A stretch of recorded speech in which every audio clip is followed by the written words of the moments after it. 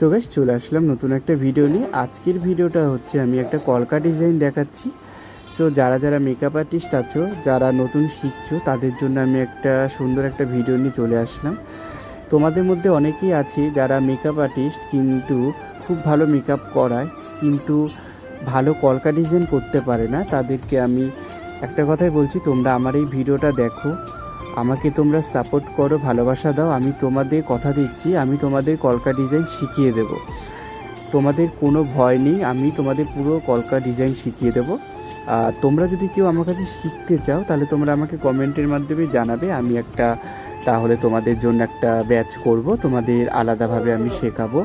সেটা অফলাইন হোক অনলাইন হোক, আমি তোমাদের শেখাবো।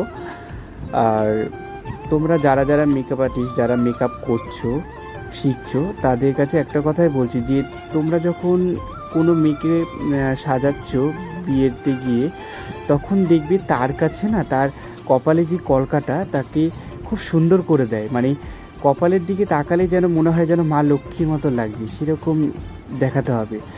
মানে কলকাটা খুব সুন্দর করে আঁকতে হবে, ঠিক আছে। এবার আমি আরও অনেক আর্টিস্টকে দেখেছি, তারা কলকা আঁকতে গিয়ে না হাত কাঁপছে, ভয় পাচ্ছে, নার্ভাস হয়ে যাচ্ছে। কিন্তু তোমরা ভয় পেও না, তোমাদের আমি পুরো প্রসেস বলে দেবো, কেউ ভয় পেও না।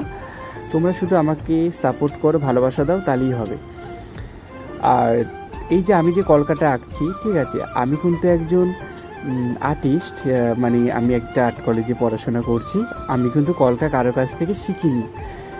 আমি কলকা ডিজাইন, আগাগোড়ায় কলকা ডিজাইন, মেহেন্দি, আমি আগাগোড়ায় আমি এগুলো ভালো পারি। তাই তোমাদের মধ্যে অনেককে আমি মেকআপ আর্টিস্টদের দিকে যে পাচ্ছ না, তাদের জন্য আমি এই ভিডিওটা নিয়ে আসলাম।